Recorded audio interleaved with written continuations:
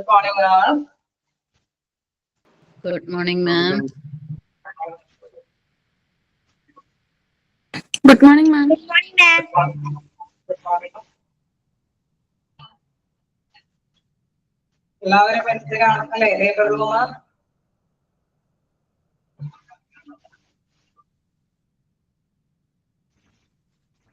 Good morning, ma'am. Good morning. നമ്മള് എവിടെയും വരെയാ പറഞ്ഞു നിർത്തിയത്?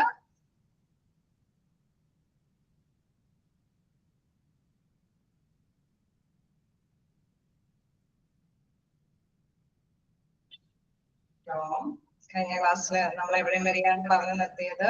ഓർമ്മയുണ്ടോ?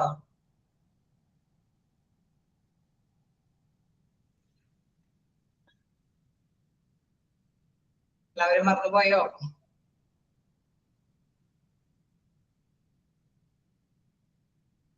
ഹലോ, ആർക്കെങ്കിലും ഓർമ്മയുണ്ടോ നമ്മൾ എവിടെ വരെയാണ് പറഞ്ഞു നിർത്തിയെന്ന്?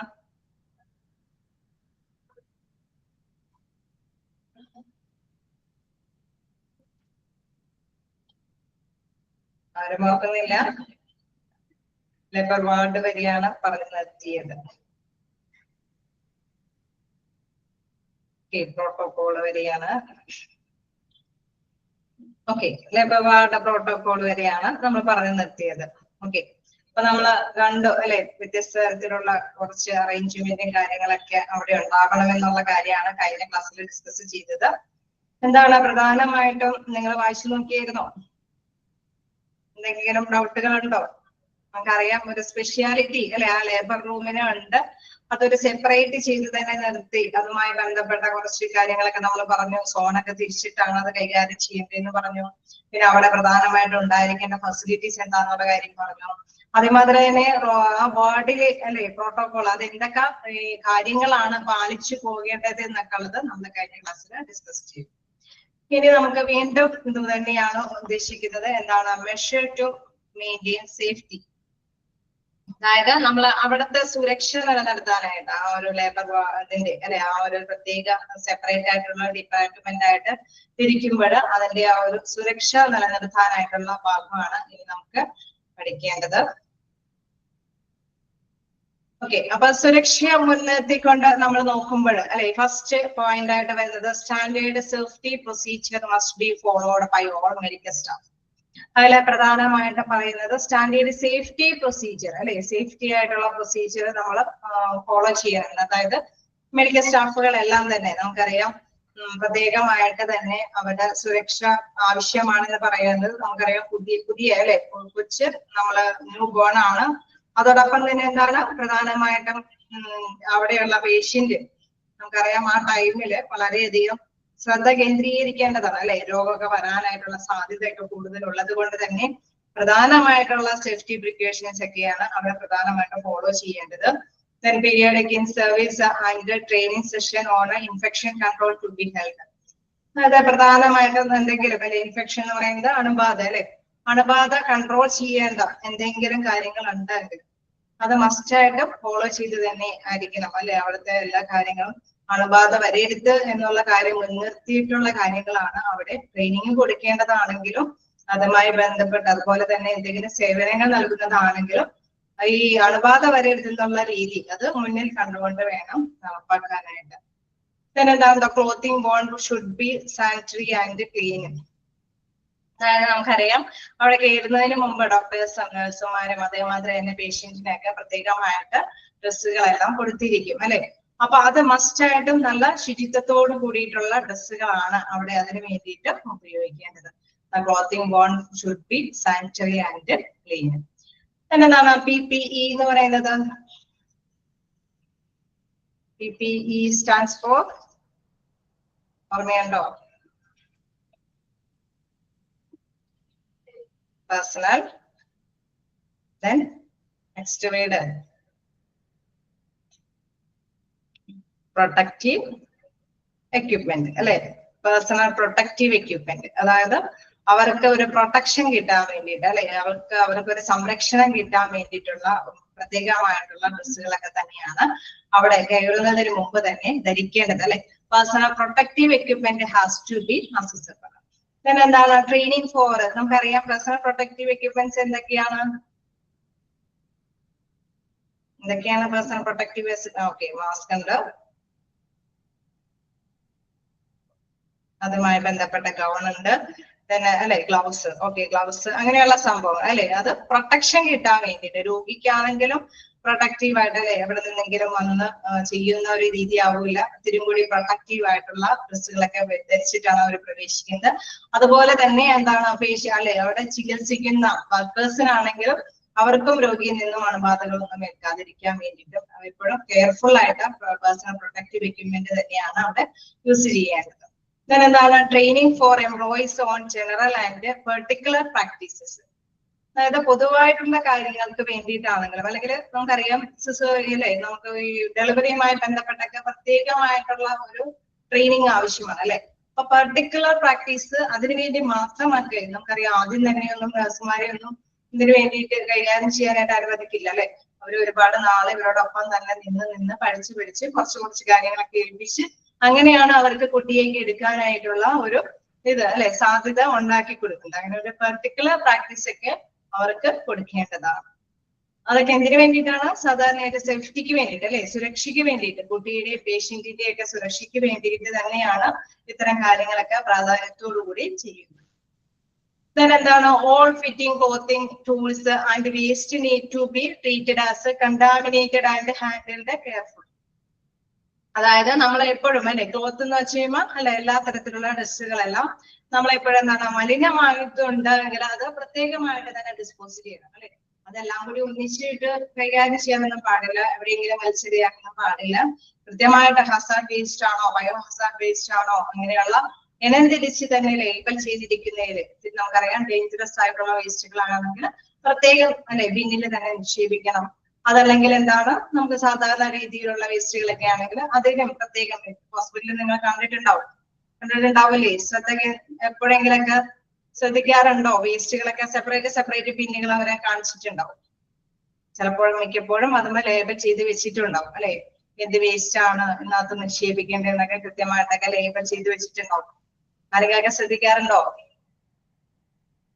ഹോസ്പിറ്റലിൽ പോകുമ്പോൾ ഓക്കെ അപ്പോ അത് തന്നെയാണ് ഇവിടെ ഉദ്ദേശിക്കുന്നത് എന്താണ് അതിനു വേണ്ടിയിട്ട് അല്ലെ ഒരു പ്രിവെൻഷൻ എന്ന കരുതൽ എന്ന രീതിയിൽ തന്നെയാണ് പ്രത്യേകം പറയുന്നത് ഇങ്ങനെ സെപ്പറേറ്റ് അല്ലെ all fitting clothes tools and waste need to be treated as contaminated and handled carefully അനധികൃതമായതൊക്കെ പ്രത്യേക രീതിയിൽ തന്നെ ഹാൻഡിൽ ചെയ്യണം instruments and other supplies are cleaned sterilised and processed അതായത് അണുവിമുക്തമാക്കണം അല്ലെ സ്റ്റെറിലൈസ്ഡ് എന്ന് പറഞ്ഞു കഴിഞ്ഞാൽ അണുവിമുക്തമാക്കണം എല്ലാ തരത്തിലുള്ള എക്യുപ്മെന്റ്സ് അവിടെ ഉപയോഗിക്കേണ്ട എക്യുപ്മെന്റ്സ് എല്ലാം തന്നെ അണുവിമുക്തമാക്കി ക്ലീൻ ചെയ്തിട്ട് തന്നെ അവിടെ വിതരണം ചെയ്യാൻ പാടുള്ളൂ അത് മാത്രമാണ് അവിടെ പ്രോസസ്ഡ് അല്ലെ അവിടെ ഉപയോഗിക്കാനായിട്ട് പാടുള്ളൂ എന്നുള്ളത് നമുക്കറിയാം അണുക്കളൊക്കെ പെട്ടെന്ന് അല്ലെ സൂക്ഷ്മ നഗ്ന നേത്രങ്ങൾ കൊണ്ടൊന്നും കാണാനായിട്ട് സാധിക്കില്ല അതിനെ പറ്റി പിടിച്ചിരിക്കുന്ന അണുക്കളൊക്കെ അതുകൊണ്ട് തന്നെ സ്റ്റെറിലൈസേഷൻ ചെയ്ത് കഴിഞ്ഞതിന് ശേഷം മാത്രമല്ല എക്യുപ്മെന്റ്സ് അവിടെ വിതരണം ചെയ്യാനും പാടുള്ളൂ അവിടെ ഉപയോഗിക്കാനും പാടുള്ളൂ എന്താണ് patients should be provided with sterile robes അവിടെ റോബ്സ് എന്ന് പറയുന്നത് എന്താണ് ക്ലോത്ത് ഓക്കെ അപ്പൊ ക്ലോത്ത് എന്ന് പറയുമ്പോൾ നമുക്കറിയാം അവിടെ അല്ലെ അവർ കയറുന്നതിന് മുമ്പ് തന്നെ പേഷ്യൻസിനെയും ഡ്രസ്സുകൾ അല്ലെ അവർക്ക് ധരിക്കേണ്ടത് കൊടുത്തിട്ടുണ്ടാവും അവരും അതും അണുവിമുക്തമാക്കിയിരിക്കുന്ന ക്ലോത്ത്സുകളൊക്കെ തന്നെയാണ് പേഷ്യന്റും ധരിച്ചിട്ട് ആ ഒരു റൂമിലേക്കൊക്കെ പ്രവേശിക്കാൻ പാടുള്ളൂ an evaluation of an employees health is crucial അതായത് അവിടെയുള്ള എംപ്ലോയീസിനെ സംബന്ധിച്ചും അല്ലെ അവിടെ വർക്ക് ചെയ്യുന്ന എംപ്ലോയീസിന്റെ ഹെൽത്തും പ്രധാനമായിട്ട് ശ്രദ്ധിക്കേണ്ടതാണ് നമുക്കറിയാം അതും അല്ലെ അവർക്കും എന്തെങ്കിലും അസുഖങ്ങൾ ഉള്ള വർക്കേഴ്സ് ആണെങ്കിൽ അത് ഈ പേഷ്യൻസിന് കയറി പിടിക്കാനൊക്കെ സാധ്യത കൂടുതലാണ് അല്ലെ അപ്പൊ അതും വിലയിരുത്തേണ്ടിയിരിക്കുന്നു ആ evaluation of an employees health is crucial അതും പ്രധാനപ്പെട്ടത് തന്നെയാണ് അതെല്ലാം ശ്രദ്ധിച്ചിട്ടാണ് അവിടുത്തെ അല്ലെ പ്രിക്കോഷൻസ് ഒക്കെ മുൻകരുതലുകൾ എടുക്കാനായിട്ട് ഇത് പ്രധാനമായിട്ടും ചെയ്യുന്നതിന് വേണ്ടിയിട്ട് ആ സേഫ്റ്റിക്ക് വേണ്ടിയിട്ട് അല്ലെ അവിടെയുള്ള പ്രവർത്തനങ്ങൾ സുരക്ഷിതമായിട്ട് തന്നെ ചെയ്യാൻ വേണ്ടിയിട്ടുള്ള സേഫ്റ്റിക്ക് വേണ്ടിയിട്ടാണ് ഇത്തരം കാര്യങ്ങളൊക്കെ മെഷർ ചെയ്യുന്നത് ഓക്കെ ജസ്റ്റ് വായിച്ചു നോക്കാം എന്തെങ്കിലും ഡൗട്ട് ഉണ്ടെങ്കിൽ ചോദിക്കാം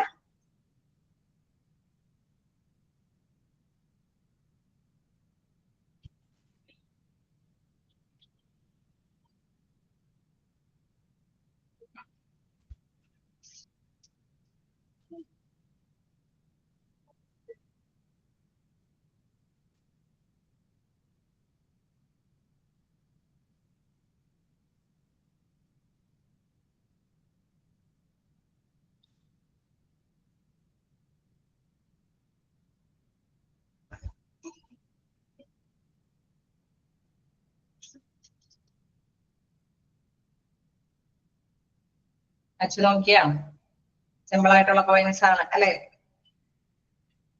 കണ്ടിന്യൂ ചെയ്തോട്ടെ.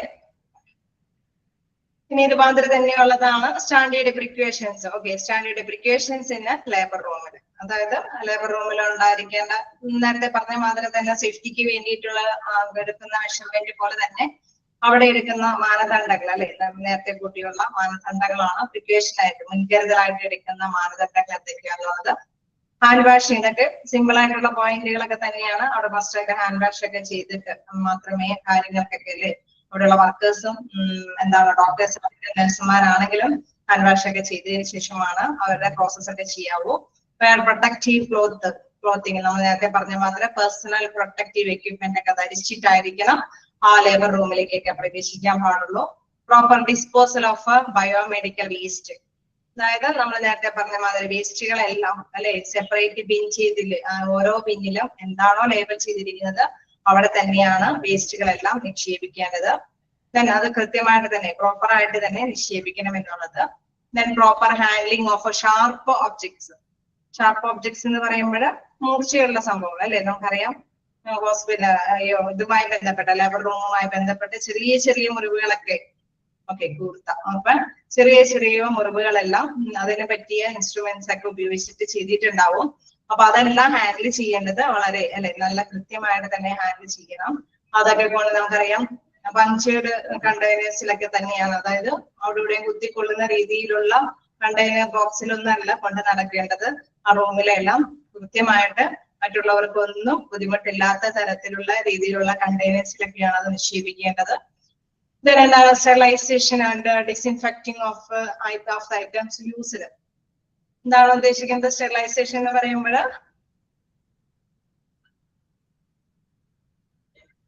Sterilisation and disinfecting of the items used. അവിടെ എപ്പോഴും അല്ലെ നമ്മൾ അണുവിമുക്തമാക്കിയ വന്യകരണം നടത്തി വെച്ച് അല്ലെ അതെല്ലാം ചെയ്തിരിക്കുന്ന എക്യുപ്മെന്റ്സ് മാത്രമാണ് അവിടെ ഉപയോഗിക്കേണ്ടത്. അതായത് എപ്പോഴും എന്താണ് അത് അണുവിമുക്തമാക്കിയിരിക്കണം. ഓക്കെ, അണുവിമുക്തമാക്കിയിരിക്കുന്ന സംഭവങ്ങളൊക്കെ തന്നെയാണ് അവിടെ ഉപയോഗിക്കേണ്ടത്.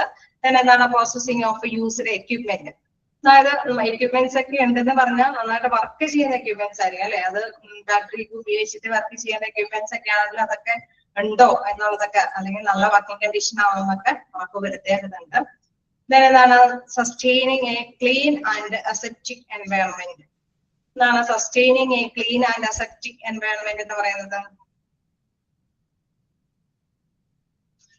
സാധാരണയായിട്ട് ഹോസ്പിറ്റലില് എപ്പോഴും എന്താണ് അവിടുത്തെ ആ എൻവയോൺമെന്റ് അല്ലെ പരിസരം എന്ന് പറയുന്നത് അണുവിമുക്തമാക്കിയ രീതിയിലുള്ള പരിസരങ്ങൾ ആയിരിക്കണം എന്നുള്ള മാനദണ്ഡങ്ങൾ പാലിക്കുന്നതായിരിക്കും. കാരണം സസ്റ്റെയിനിങ് എന്ന് പറയുമ്പോൾ നമ്മളത് അല്ലെ ആ ഒരു രീതി തന്നെ ഫോളോ ചെയ്യേണ്ടതുണ്ട്. അണുവിമുക്തമാക്കിയിരിക്കുന്ന പരിസരമായിരിക്കും. അതിന് വേണ്ടിയിട്ട് എന്താണ് ഹോസ്പിറ്റൽ ഓക്കെ ക്ലീൻ എൻവയോൺമെന്റ് ആയിരിക്കണം. അപ്പൊ ക്ലീൻ എൻവയോൺമെന്റ് ആയിരിക്കണമെങ്കിൽ അതുമായി ബന്ധപ്പെട്ട അല്ലെ എപ്പോഴും തുടച്ച് ക്ലീൻ ചെയ്ത് എന്തെങ്കിലുമൊക്കെ എന്താണ് ബ്ലീച്ചിങ് സംഭവങ്ങളൊക്കെ ഉപയോഗിക്കേണ്ടതുണ്ടെങ്കിൽ എപ്പോഴും അതെല്ലാം ഉപയോഗിച്ച് ക്ലീൻ ചെയ്ത് എപ്പോഴും അത് നിലനിർത്തണം അല്ലെ, അണുവിമുക്തമാക്കിയ ഒരു അന്തരീക്ഷം നിലനിർത്തണം. അതാണ് ഉദ്ദേശിക്കുന്നത് sustaining a clean and aseptic environment. അതായത് ആ പരിസരം എന്താണ് ആ ഒരു പരിസരം എന്ന് പറയുന്നത് അണുക്കളൊന്നും പറ്റിപ്പിടിക്കാത്ത പരിസരമാക്കി നിലനിർത്തി കൊണ്ടുപോകണം എന്നുള്ളത്. ഓക്കെ, ക്ലിയർ ആയോ? ഇത് ജസ്റ്റ് ഒന്ന് വായിച്ചു നോക്കാം, നമുക്കറിയാവുന്ന പോയിന്റ്സ് ഒക്കെ തന്നെയാണ്.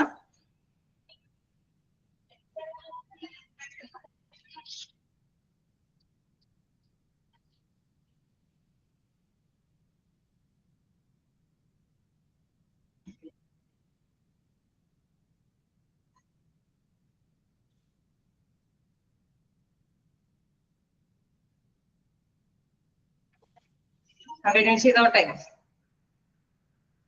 ഓക്കെ, ഞാൻ എന്താണ് നെക്സ്റ്റ് എന്ന് പറയുന്നത് ക്ലീനിങ് ആൻഡ് ഡിസിൻഫെക്റ്റിംഗ്. ക്ലീനിങ് ആൻഡ് ഡിസിൻഫെക്റ്റിംഗ് എന്ന് പറയുന്നത് അത് തന്നെയാണ് വൃത്തിയാക്കലും അണുവിമുക്തമാക്കലും അല്ലെ, നമ്മൾ കണ്ട പോയിന്റ്സ് ഒക്കെ തന്നെയാണ്. അതായത് ഇഷ്ടം കൂടി ഓരോരോ കാര്യങ്ങളൊക്കെ എന്തെങ്കിലും വിട്ടുപോയിട്ടുണ്ടെങ്കിൽ എടുത്ത് തന്നെ അതിൽ കാണിക്കുന്നതാണ്. Some of the general rules for cleaning ആണ്, ക്ലീനിങ്ങുമായി ബന്ധപ്പെട്ട ജനറൽ ആയിട്ടുള്ള റൂൾസുകളാണ്. Any equipment brought into the labor room from outside must be wiped and cleaned. അതായത് നമ്മൾ എന്തെങ്കിലും ഒരു എക്യുപ്മെന്റ് അല്ലെ ഏതെങ്കിലും ഡിപ്പാർട്ട്മെന്റിൽ നിന്നൊക്കെ നമ്മൾ മേടിച്ചിട്ട് ഉപയോഗിക്കുന്നുണ്ടെങ്കിൽ തന്നെ അത് മസ്റ്റായിട്ടും ക്ലീൻ ആക്കി അല്ലെ, തുടച്ച് വൃത്തിയാക്കി അണുവിമുക്തമാക്കിയതിനു ശേഷമാണ് അല്ലെ, ക്ലീൻ ചെയ്ത് ഉണക്കിയതിനു ശേഷമാണ് ഉപയോഗിക്കേണ്ടത്. നെക്സ്റ്റ് എന്താണ്? Have A adequate cleaning sequence. അതായത് മതിയായ ശുചീകരണ ക്രമം ഉണ്ടായിരിക്കണം അല്ലെ. നമ്മൾ നേരത്തെ പറഞ്ഞു, ആ എൻവയറമെന്റ്, ആ പരിസരം അണുമുക്തമാക്കാനുള്ള ഒരു ക്ലീനിങ്, ഒരു ക്രമം ഉണ്ടായിരിക്കും അല്ലെ. കാലത്തിൽ തന്നെ ഒന്ന് തുറക്കണം, അതല്ലെങ്കിൽ ഓരോ നോർമൽ ഡെലിവറി ഒക്കെ ആണെങ്കിൽ അത് കഴിഞ്ഞതിന് ശേഷം ക്ലീനിങ്ങും കാര്യങ്ങളും ഉണ്ടാവും. അങ്ങനെ ആ ഒരു അഡിക്വേറ്റ് ക്ലീനിങ് സീക്വൻസ്, മതിയായ ശുചീകരണ ക്രമം ഉണ്ടായിരിക്കണം. എന്താണ്? Damaged equipment should be repaired or replaced. നേരത്തെ പറഞ്ഞതൊക്കെ തന്നെയാണ്. എന്തെങ്കിലും ഡാമേജ് എക്യുപ്മെന്റ്സ് ഒക്കെ ഉണ്ടെങ്കിൽ അല്ലെ, എന്തെങ്കിലും കേടുവന്ന എക്യുപ്മെന്റ്സ് ഉണ്ടെങ്കിൽ അതൊക്കെ എന്താണ് റിപ്പയർ ചെയ്ത് റീപ്ലേസ് ചെയ്ത് ഉപയോഗിക്കണം അല്ലെ. അത് ആവശ്യമായ രീതിയിൽ തന്നെ അവിടെ ഉണ്ടായിരിക്കണം. എന്തെങ്കിലുമൊക്കെ എക്യുപ്മെന്റ് കേടായതുണ്ടെങ്കിൽ അതൊക്കെ റിപ്പയർ ചെയ്ത് വെക്കണം. എന്താണ്? Items stained with blood or body finds അല്ല, അവിടെ ഫ്ലൂയിഡ്സ് ആണ്. ഒന്ന് ശ്രദ്ധിക്കുക. ഇവിടെ ഐറ്റംസ് സ്റ്റെയിൻഡിന് സോളിഡ് എന്ന് പറഞ്ഞാലും മതി. Solid, SOLID. Items soiled with blood or body fluids. ആരെങ്കിലൊക്കെ ടൈപ്പ് ചെയ്ത് പൊക്കോളൂ കേട്ടോ. അപ്പൊ ആർക്കെങ്കിലും കിട്ടാത്തതുണ്ടെങ്കിലൊക്കെ നോക്കി അല്ലെ, മനസ്സിലായവര് അതൊന്ന് മെസ്സേജ് ചെയ്ത് പൊക്കോളൂ. Items soiled with blood or body fluids. Okay, solid. പറ്റി പിടിച്ചിരിക്കുക എന്നുള്ളതല്ലേ, അതാണ് സ്റ്റെയിൻഡ് എന്ന് പറഞ്ഞാലും സെയിം മീനിങ്. ഇനി ചിലർക്കെങ്കിലും അങ്ങനെ ഒരു ബുദ്ധിമുട്ടുണ്ടെങ്കിൽ ആ ഒരു പോയിന്റ്, പറ്റി പിടിച്ചിരിക്കുന്ന അല്ലെ, ബ്ലഡോ അല്ലെങ്കിൽ ബോഡി ഫ്ലൂയിഡ്സോ പറ്റി പിടിച്ചിരിക്കുന്നുണ്ടെങ്കിൽ ഏതെങ്കിലും ഐറ്റം, അത് ഷുഡ് ബി നോട്ട് ഇൻസ്റ്റന്റ്ലി, അതെ എത്രയും പെട്ടെന്ന് അത് എന്ത് ചെയ്യണം? ഷുഡ് ബി നോട്ട് എന്ന് പറയുന്നത് ഇൻസ്റ്റന്റ്ലി ക്ലീൻ ചെയ്യണം അല്ലെ, അതാണ് ഉദ്ദേശിക്കുന്നത്. അപ്പൊ ഷുഡ് ബി ക്ലീൻഡ് ഇമ്മീഡിയറ്റ്ലി, അങ്ങനെയുള്ള സെന്റൻസിലേക്ക് ആക്കാം, അല്ലെങ്കിൽ ഇതിനൊരു പൂർണ്ണതയില്ലാത്ത സെന്റൻസ് ആയി മാറും. Should be cleaned immediately. Items stained അല്ലെങ്കിൽ soiled with body or body fluids should be cleaned immediately. Okay, clear ആയോ? സെന്റൻസ് ഒന്ന് ക്ലിയർ ചെയ്യാം. ഒന്നും കൂടി പറയാം. Items soiled with, okay, immediately, പെട്ടെന്ന്. ഇൻസ്റ്റന്റ്ലി എന്ന് പറഞ്ഞാലും സെയിം മീനിങ് ആണ്, പക്ഷെ അവിടെ ഷുഡ് ബി നോട്ട് എന്നൊക്കെ പറഞ്ഞാണ് കാണിച്ചേക്കുന്നത്. അപ്പൊ ഇതൊന്ന് നോക്കാം. Items soiled with blood or body fluids should be cleaned immediately.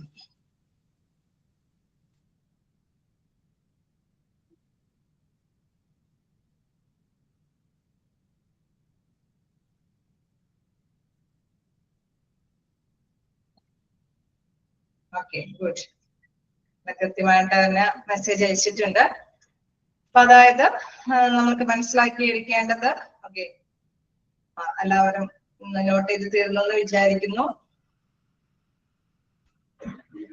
അപ്പൊ അതിലെന്താണ് പ്രധാനമായിട്ടും പറയുന്നത്? ഏതെങ്കിലും ഐറ്റം അല്ലെ, നമ്മൾ അവിടെ ഉപയോഗിക്കുന്ന ഏതെങ്കിലും ഐറ്റത്തും ബ്ലഡോ അല്ലെങ്കിൽ ബോഡി ഫ്ലൂയിഡ്സുകൾ, വ്യത്യസ്തരത്തിലുള്ള ഫ്ലൂയിഡ്സ് ഒക്കെ ഉണ്ടല്ലോ, അതൊക്കെ എന്തെങ്കിലും പറ്റി പിടിച്ചിട്ടുണ്ടെങ്കിൽ മസ്റ്റായിട്ട് തന്നെ അത് ക്ലീൻ ചെയ്യണം അല്ലെ. അത് ഇമ്മീഡിയറ്റ് ആയിട്ട് എത്രയും പെട്ടെന്ന് ക്ലീൻ ചെയ്ത് തന്നെ അവിടെ കീപ്പ് ചെയ്ത് വെക്കണം, അല്ലെങ്കിൽ അടുത്ത പേഷ്യന്റിന് വരുമ്പോൾ ഉപയോഗിക്കാൻ പറ്റില്ല അല്ലെ. അപ്പൊ അത് എന്തെങ്കിലും നോട്ടബിൾ ആയിട്ടുണ്ടെങ്കിൽ, എന്തെങ്കിലുമൊക്കെ ബോഡി ഫ്ലൂയിഡ്സോ അല്ലെങ്കിൽ ബ്ലഡിന്റെ അംശങ്ങൾ എന്തെങ്കിലുമൊക്കെ ആ ഒരു എക്യുപ്മെന്റ്സിൽ എന്തെങ്കിലും പറ്റി പിടിച്ചിട്ടുണ്ടെങ്കിൽ അത് എത്രയും പെട്ടെന്ന് ക്ലീൻ ചെയ്യാൻ വേണം. The next sentence, always use approved mopping techniques. Mopping techniques എന്ന് പറയുമ്പോൾ തുടയ്ക്കുന്ന അല്ലെ കാര്യങ്ങളൊക്കെയാണ്, അതായത് എന്തെങ്കിലും ക്ലീനിങ് കാര്യങ്ങൾ അല്ലെ. അംഗീകൃതമായിട്ടുള്ള മോപ്പിംഗ് ടെക്നിക്സ് ഒക്കെ ഉപയോഗിക്കാനായിട്ട് ശ്രമിക്കുക. എല്ലായ്പ്പോഴും അംഗീകൃതമായിട്ടുള്ള ഡിറ്റർജൻസോ അങ്ങനെയൊക്കെയുള്ള സാധനങ്ങളൊക്കെ ഉപയോഗിക്കും. അവിടുത്തെ രീതികളും നമുക്കറിയാം. ഇപ്പൊ പണ്ടത്തെ ആ ഒരു രീതിയിൽ നിന്നും ആധുനിക പരിഷ്കാരം വന്നപ്പോൾ അതനുസരിച്ചിട്ട് മാറ്റങ്ങൾ വന്നു അല്ലെ. ട്രെയിനിങ് കാര്യങ്ങൾക്കൊക്കെ മാറ്റങ്ങൾ വന്നില്ലേ. പണ്ടിങ്ങനെ തുടച്ചുകൊണ്ടിരിക്കുന്ന ഒരു സമ്പ്രദായം, അത് കൈകൊണ്ട് ഉപയോഗിച്ച് തുടയ്ക്കുന്നതൊക്കെ പിന്നെ ഇതായി കുറച്ചും കൂടി മാറി. പിന്നെ ഇപ്പൊ മെഷീന്റെ ഉപയോഗത്തോട് കൂടിയിട്ടൊക്കെ ക്ലീനിങ് പരിപാടിയൊക്കെ. അപ്പൊ അത് അംഗീകൃതമായിട്ടുള്ള രീതിയിൽ തന്നെയുള്ളതാണെങ്കിൽ അത് അങ്ങനെ തന്നെ ഫോളോ ചെയ്യുക. ഓക്കെ, മെഷീൻ യൂസ് ചെയ്യുന്നതായി. അപ്പൊ അത് ഫോളോ ചെയ്യുക. Then examine area for seepage or any other issue and report instantly. അതായത് നമ്മൾ എന്തെങ്കിലും ഒരു ലീക്കേജോ അല്ലെങ്കിൽ എന്തെങ്കിലും അല്ലെ ഏതെങ്കിലും ഏരിയയിൽ എന്തെങ്കിലുമൊക്കെ സംഭവങ്ങൾ, എന്തെങ്കിലും വേസ്റ്റിന്റെ എന്തെങ്കിലും ലീക്കേജും കാര്യങ്ങളൊക്കെ ഉണ്ടായിരുന്നു, അത് ശ്രദ്ധയിൽപ്പെട്ടെന്ന് അത് എത്രയും പെട്ടെന്ന് അല്ലെ റിപ്പോർട്ട് ചെയ്ത് അതിന് പരിഹാരം കണ്ടെത്തണം. അത് examine area for seepage or any other issue and report instantly. അത് എത്രയും പെട്ടെന്ന് റിപ്പോർട്ട് ചെയ്യേണ്ടതാണ്. നമുക്കറിയാം ഇത് പരിഹരിച്ചു പോകണം. സീപ്പേജ് എന്ന് പറയുമ്പോൾ അതേമാതിരി തന്നെ അല്ലെ ഏതെങ്കിലും രീതിയിൽ എന്തെങ്കിലും ലിക്വിഡ് എന്തെങ്കിലും ഇത് ചെയ്യുക, അതായത് ലീക്ക് ഔട്ട് ചെയ്യും. അതാണ് ഉദ്ദേശിക്കുന്നത്. Examine area for seepage or any other issues. നമ്മുടെ വേസ്റ്റ് ഒക്കെ നമുക്കറിയാം ലേബർ റൂമിലൊക്കെ വേസ്റ്റ് ഒക്കെ ധാരാളം വരാൻ സാധ്യതയുണ്ട് അല്ലെ. അപ്പൊ എന്തെങ്കിലും ഒരു ലീക്കേജ് എവിടെയെങ്കിലൊക്കെ ഒന്ന് വീണിട്ടുണ്ട് എന്ന് ശ്രദ്ധയിൽപ്പെട്ട അത് എത്രയും പെട്ടെന്ന് ക്ലീനിങ് അതോറിറ്റിനെ അറിയിച്ച് അത് അവിടെ ക്ലീൻ ചെയ്യാനൊക്കെ ശ്രദ്ധിക്കണം എന്നുള്ളത്.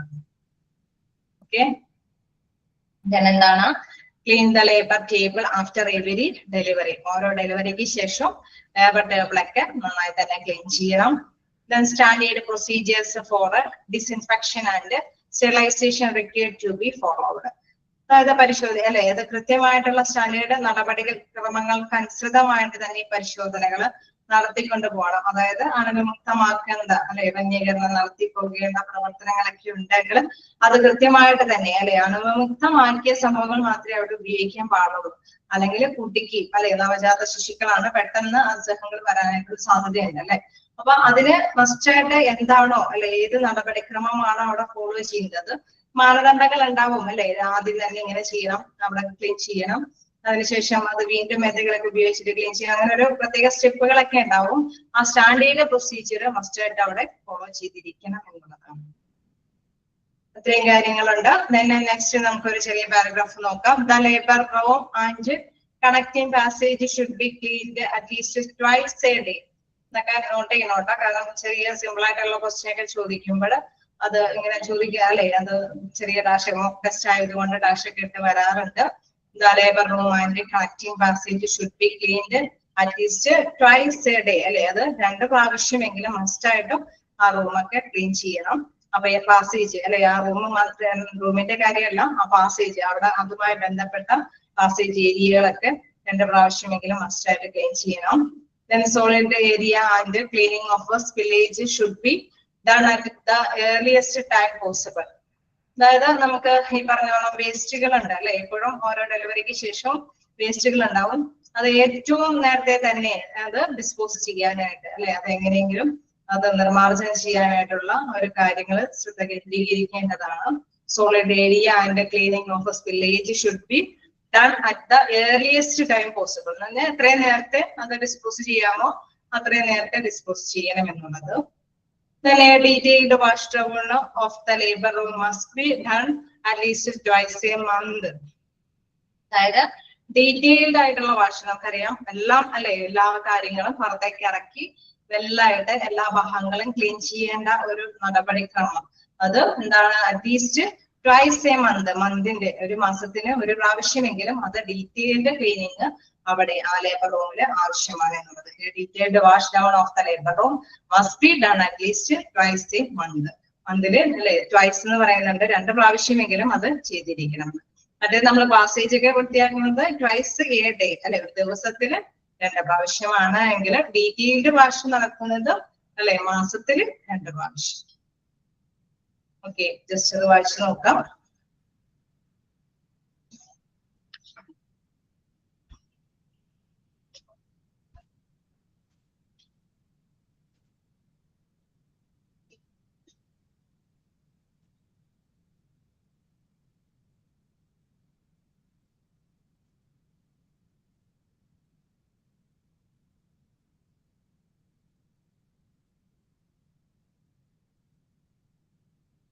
അടുത്ത ക്ലാസ്സോട് കൂടി നമ്മുടെ എന്തായാലും ഇന്ന് തീരില്ല, എന്തായാലും അടുത്ത ക്ലാസ് മുഴുവനും വേണമെന്ന് തോന്നുന്നില്ല, ചെറിയ ഭാഗമാണ്. അപ്പൊ നമുക്ക് സ്പില്ലേജ് വേസ്റ്റ് നെക്സ്റ്റ് ക്ലാസ്സില് ലേബർ റൂമിനോടൊപ്പം സ്പില്ലേജ് വേസ്റ്റും കൂടി, ബയോമെഡിക്കൽ വേസ്റ്റ് അല്ല സ്പില്ലേജ് വേസ്റ്റിന്റെ ആ ചാപ്റ്ററും കൂടി കൊണ്ടുവരാം. എടുത്തിട്ടില്ല ആരും സ്പില്ലേജ് വേസ്റ്റ്?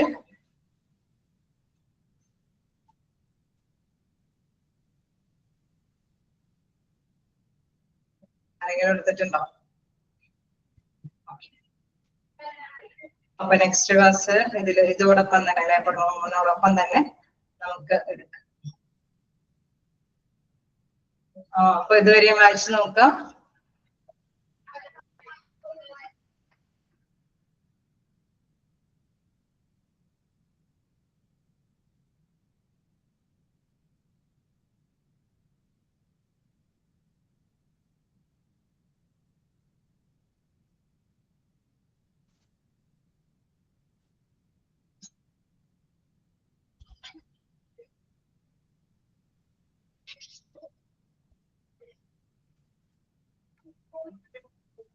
ഓക്കെ ആണോ? കണ്ടിന്യൂ ചെയ്തോട്ടെ?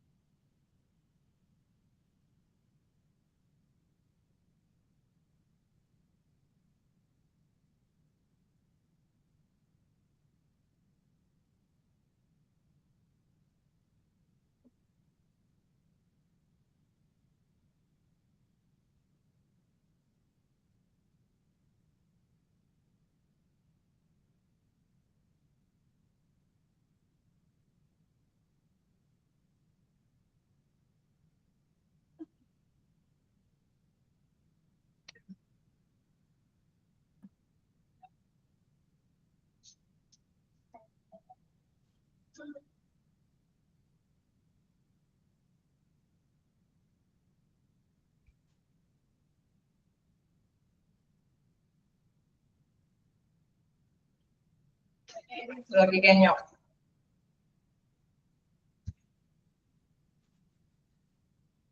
കണ്ടിന്യൂ ചെയ്യാലോ?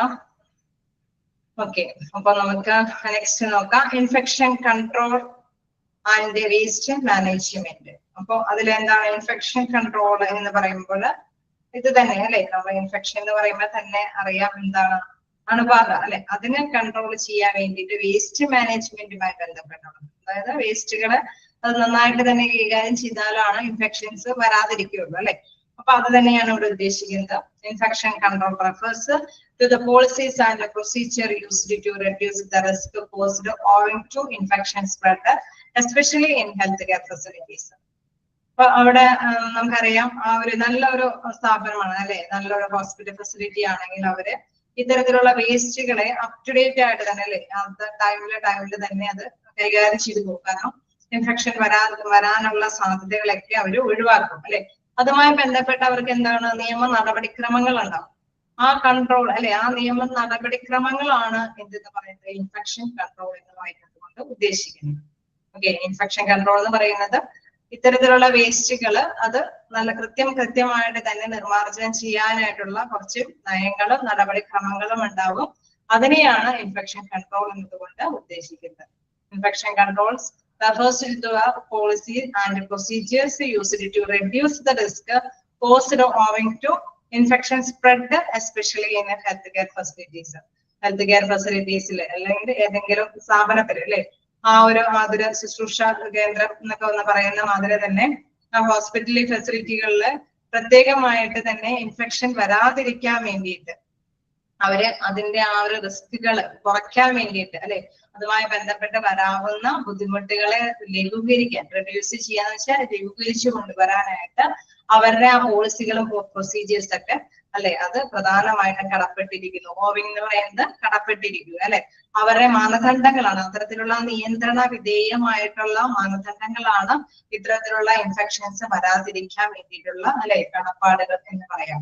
അപ്പൊ അത് തന്നെയാണ് ഉദ്ദേശിക്കുന്നത്. Infection control refers to policy and procedures used to reduce the risk causing owing to infection spread, especially in healthcare facilities.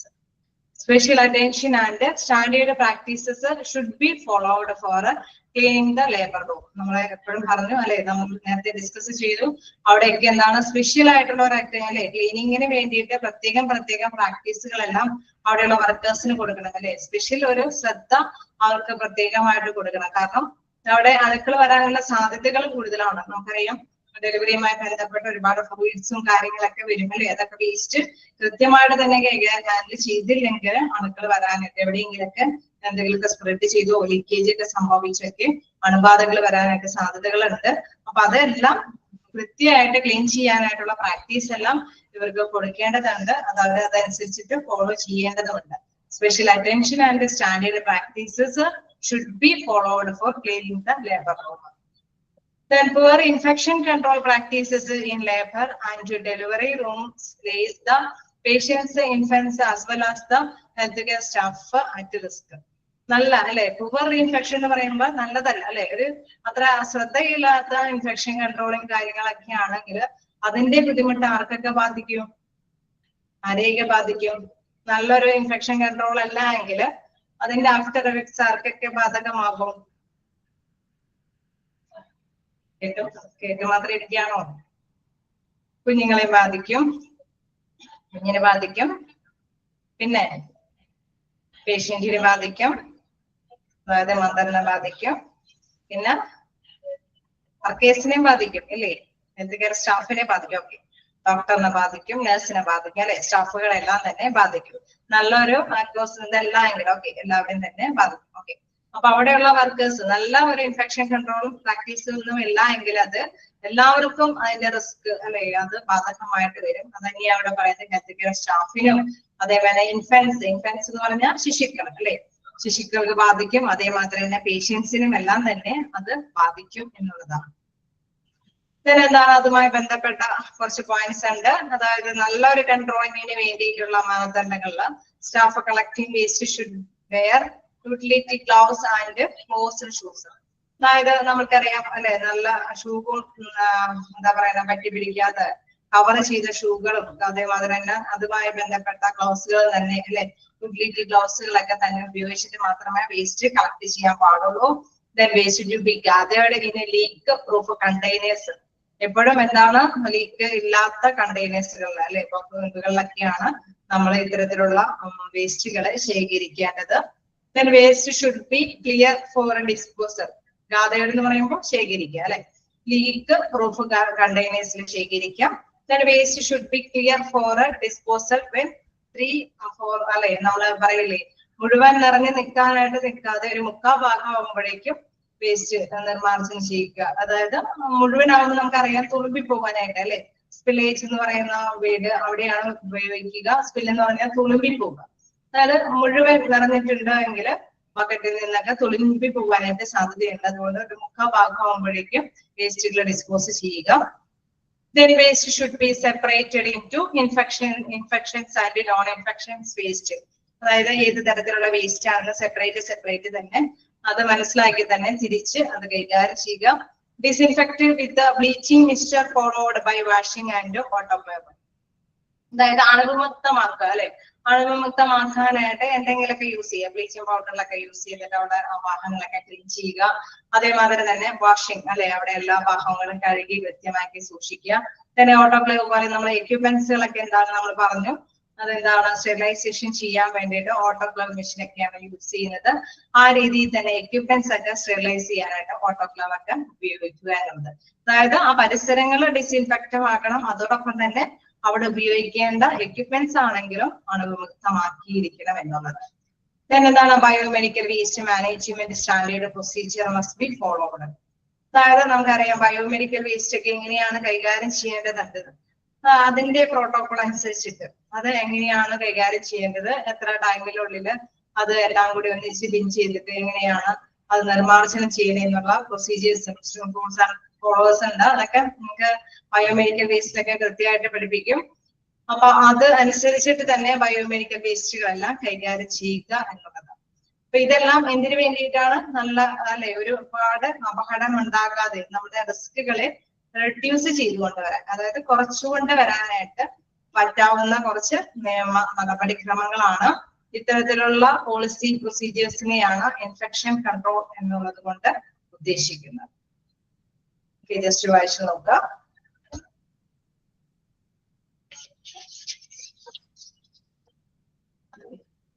Okay,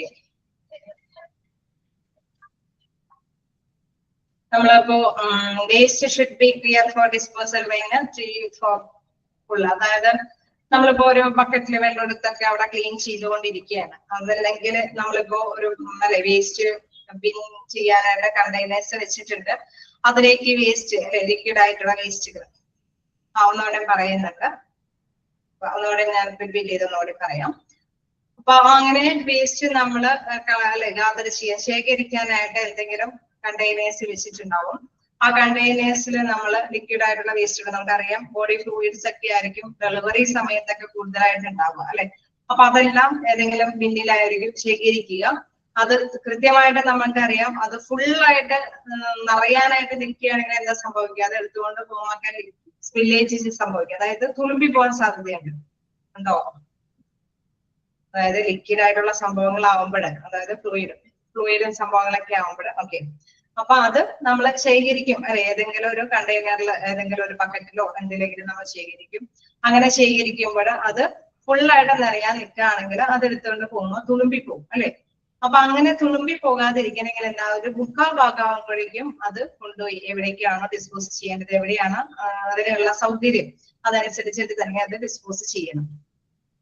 okay, അതാണ് അതുകൊണ്ട് ഉദ്ദേശിക്കുന്നത്. ഓക്കെ, ക്ലിയർ ആണോ? Waste should be clear for disposal 3/4 എന്ന് പറഞ്ഞാൽ 3/4 ആണ് അവിടെ ഉദ്ദേശിക്കുന്നത്. 3 ഇങ്ങനെ 4 കാണിക്കുന്നത് കൊണ്ടായിരിക്കും നിങ്ങൾക്ക് അത് മനസ്സിലാക്കാം. ഓക്കെ, എന്താണ് 3/4 ഭാഗമാകുമ്പോഴേക്കും അത് നിർമ്മാർജ്ജനം ചെയ്യണം. പിന്നെ നമ്മൾക്ക് ഒന്നുകൂടി ഈ പോയിന്റ്സ് ഒന്നുകൂടെ റിപ്പീറ്റ് ചെയ്ത് പറയാം. Staff collecting waste should wear utility gloves and closed shoes. അതായത് എപ്പോഴും അവിടുത്തെ വേസ്റ്റുകളെല്ലാം കളക്ട് ചെയ്യാനായിട്ട് അല്ലെ, വേസ്റ്റുകളെല്ലാം കളക്ട് ചെയ്യുന്നതിന് മുമ്പ് അവരെന്താണ് മുഴുവൻ പാദം മൂടിയ ഷൂസുകളും ഗ്ലൗസുകളൊക്കെ അതിന് പറ്റിയ മതിയായ ഗ്ലൗസുകളൊക്കെ ധരിച്ചിട്ട് മാത്രമാണ് വേസ്റ്റ് ഗ്യാദർ ചെയ്യുന്ന വെച്ചാൽ കളക്ട് ചെയ്യാനായിട്ട് പാടുള്ളൂ, ശേഖരിക്കാൻ പാടുള്ളൂ. Second point, waste to be gathered in leak proof containers. നമ്മൾ നേരത്തെ കണ്ടു ഇങ്ങനെയുള്ള ഡെലിവറി സംബന്ധമായ കാര്യങ്ങളൊക്കെ ആവുമ്പോൾ കുറച്ച് ലിക്വിഡ് ഒക്കെ അതിൽ പെടാൻ സാധ്യതയുണ്ട് അല്ലെ. അപ്പൊ ഇത് ലീക്കേജ് സംബന്ധമായ ബക്കറ്റോ സംഭവങ്ങളൊക്കെയാണ് അവിടെ വേസ്റ്റ് കളക്ട് ചെയ്യാൻ വെക്കണമെങ്കിൽ എന്താ സംഭവിക്കുക, അവിടെ ആ ഓട്ടയിൽ കൂടെ ഒക്കെ അല്ലെ അതിലൂടെയൊക്കെ ലിക്വിഡ് താഴേക്ക് സ്പ്രെഡ് ചെയ്യാനൊക്കെ സാധിക്കും അല്ലെ. അപ്പൊ അതുകൊണ്ട് തന്നെ waste to be gathered in leak proof containers, leak ഒന്നും വരാത്ത കണ്ടെയ്നേഴ്സിൽ മാത്രമാണ് ഇത്തരത്തിലുള്ള വേസ്റ്റുകളെല്ലാം ശേഖരിക്കാൻ പാടുള്ളൂ എന്നും. തേർഡ് പോയിന്റ് ഞാൻ പറഞ്ഞു, ഒരു 3/4 ഭാഗം ആകുമ്പോഴേക്കും വേസ്റ്റ് ഡിസ്പോസ് ചെയ്യണം എന്നുള്ളത്. Then fourth point, waste should be separated into infection and non-infection waste. അതായത് ഇൻഫെക്ഷൻ വരാൻ സാധ്യതയുള്ളൂ ചിലപ്പോ ചില തുണികളും അല്ലെ, അത് വലിയ പ്രശ്നമൊന്നും ഇല്ലാത്ത തുണികളും കാര്യങ്ങളോ അല്ലെ പഞ്ഞികളും കാര്യങ്ങളൊക്കെ ആണെങ്കിൽ അത് നമ്മൾ വേറൊരു കണ്ടെയ്നേഴ്സിൽ ഇച്ചിരി കൂടി ലിക്വിഡും അല്ലെ ഇച്ചിരി കൂടി ഇൻഫെക്ഷൻ വരാൻ സാധ്യതയുള്ള സംഭവങ്ങളും വേറെ ആയിട്ടായിരിക്കും ഡിസ്പോസ് ചെയ്യുന്നത് അല്ലെ, അത് ഗ്യാദർ ചെയ്യുന്നത്. അത് സെപ്പറേറ്റ് ചെയ്ത് തന്നെ അത് ശേഖരിക്കണം എന്നുള്ളത്. നമുക്കറിയാം ചിലതൊക്കെ കത്തിച്ച് നശിപ്പിച്ചൊക്കെ കളയേണ്ടതായിട്ട് വരും അല്ലെ, അണുക്കളൊക്കെ അന്തരീക്ഷത്തിലൊക്കെ വരാതിരിക്കാൻ വേണ്ടിയിട്ട്. ചിലപ്പോ ഒക്കെ നമുക്കറിയാം അതിൻ്റെതായ വേസ്റ്റിംഗ് ടെക്നിക്കും കാര്യങ്ങളും ഉണ്ടാവും.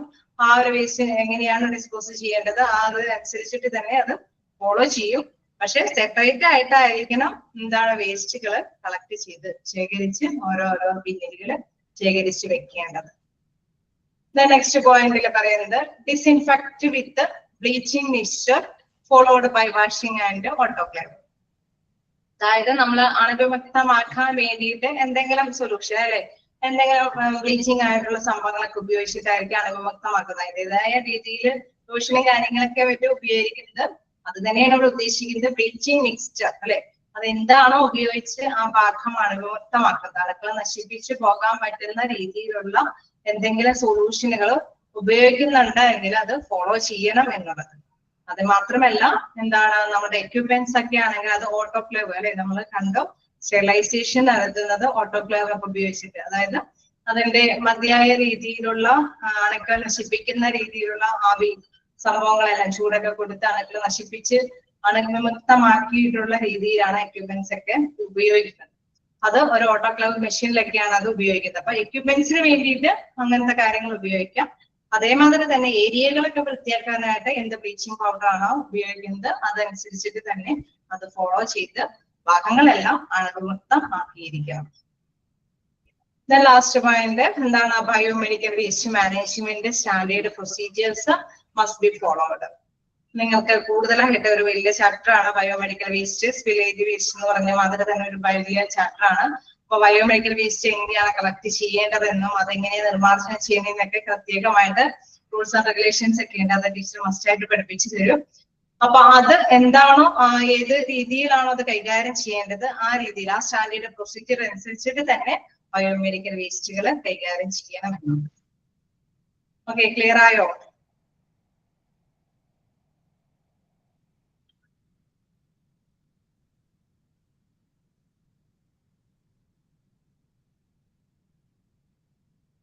ആണോ? ബയോമെഡിക്കൽ വേസ്റ്റ് എന്നൊക്കെ പറയുമ്പോൾ നമ്മുടെ ഫ്ലൂയിഡ്സും കാര്യങ്ങളൊക്കെയാണ്. അത് വെറുതെ അങ്ങനെ അലക്ഷ്യമായിട്ട് നമുക്ക് നശിപ്പിച്ചൊന്നും കളയാൻ പറ്റില്ല. അതിന് അതിൻ്റെതായ പ്രോട്ടോകോളുകളുണ്ട്. ആ നിയമ നടപടികൾക്ക് ശേഷമാണ് അത് നിർമ്മാർജ്ജനം ചെയ്യാനായിട്ട് സാധിക്കുകയുള്ളൂ. അപ്പൊ അതാണ് അവിടെ ഉദ്ദേശിക്കുന്നത്. ഇതന്നെ ജസ്റ്റ് ഇവിടെ വരെ നിങ്ങളൊന്ന് വായിച്ചു നോക്കാം. കുറച്ചുള്ളൂവെങ്കിലും ഇത് ഒന്നിച്ചത് ഇതിന്റെ ഒരു കണ്ടിന്യൂവേഷൻ ആയിട്ട് വരും. അപ്പൊ ഇത് എന്തായാലും നെക്സ്റ്റ് ക്ലാസ്സിൽ എടുക്കും. Okay, good environment and prevent infection. നല്ലൊരു അന്തരീക്ഷം ഉണ്ടാക്കുക, അതേമാതിരി തന്നെ പ്രിവെന്റ് അല്ലെ ഇൻഫെക്ഷൻ വരാതിരിക്കാനായിട്ട് ശ്രദ്ധിക്കുക. ആ ഒരു രീതി തന്നെയാണ് അവിടെ എപ്പോഴും ലേബർ റൂമിന്റെ മൊത്തം കാര്യങ്ങൾ നമ്മൾ ഇത്രയും നേരം പഠിച്ചതിലും ഡിസ്കസ് ചെയ്തതിലൊക്കെ അത് തന്നെയാണ്. എല്ലായിടത്തും ഫോളോ ചെയ്യണമെന്ന് ഉള്ളതാണ് പ്രധാനമായിട്ട് നിർദ്ദേശിക്കുന്നത്. ഓക്കെ, ജസ്റ്റ് വായിച്ചു നോക്കാം.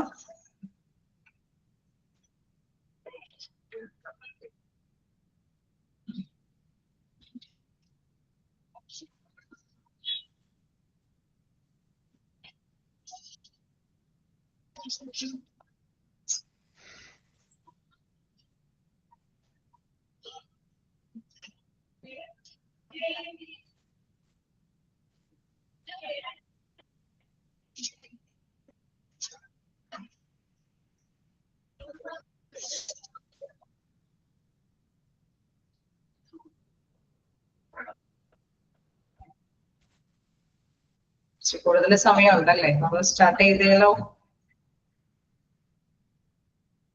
കഴിയുന്നിടത്തോളം കഴിയട്ടെ. നമുക്ക് എന്തായാലും വെറുതെ സമയം വേസ്റ്റ് ആക്കണ്ട. വില്ലേജ് വേസ്റ്റ് എന്നൊക്കെ പറഞ്ഞ വലിയൊരു ചാപ്റ്റർ ആണ്. അപ്പൊ അതിന് ചിലപ്പോൾ കുറച്ച് സമയം എടുക്കേണ്ടി വരും അത് നമുക്ക് കവർ ചെയ്യാനായിട്ട്. ഓക്കെ, അപ്പൊ നമുക്ക് എന്തായാലും ജസ്റ്റ് തുടങ്ങാം. ഓക്കെ, എന്താണ് new born care? New born care എന്ന് കേൾക്കുമ്പോൾ തന്നെ അറിയാലേ, പുതിയ കുട്ടി നവജാത ശിശുവിന്റെ സംരക്ഷണമാണ് അവിടെ പ്രധാനമായിട്ടും. Necessary care at birth of a newborn is compulsory for all labor rooms and obstetrics operation theaters of the delivery point. അതായത് അവിടെ പ്രധാനമായിട്ടും നമുക്കറിയാം ഒരു ലേബർ റൂമില് പ്രധാനമായിട്ടും ആ ഒരു പേഷ്യന്റിന് കെയർ കൊടുക്കുന്ന മാതിരി തന്നെ പുതിയതായിട്ട് ജനിക്കുന്ന അല്ലെ കുട്ടിക്കും കൂടിയും പ്രധാനമായിട്ടും കെയർ കൊടുക്കും അല്ലെ. അത് കൂടി ശ്രദ്ധ കേന്ദ്രീകരിച്ചിട്ടാണ് അവിടുത്തെ എല്ലാ കാര്യങ്ങളും ഡിസൈൻ ചെയ്യുന്നത് അല്ലെ. രൂപകൽപ്പന എല്ലാം ചെയ്യുന്നത് തന്നെയാണ് അവിടെ ഉദ്ദേശിക്കുന്നത്. Necessary care at birth of A new born is compulsory for all labour room and obstetrics. നമുക്കറിയാം അതൊരു വിഭാഗം തന്നെയാണ് അല്ലെ, നവജാത ശിശുക്കളുടെ ഒരു വിഭാഗം തന്നെയാണ് ലേബർ റൂം എന്ന് പറയുന്നത്.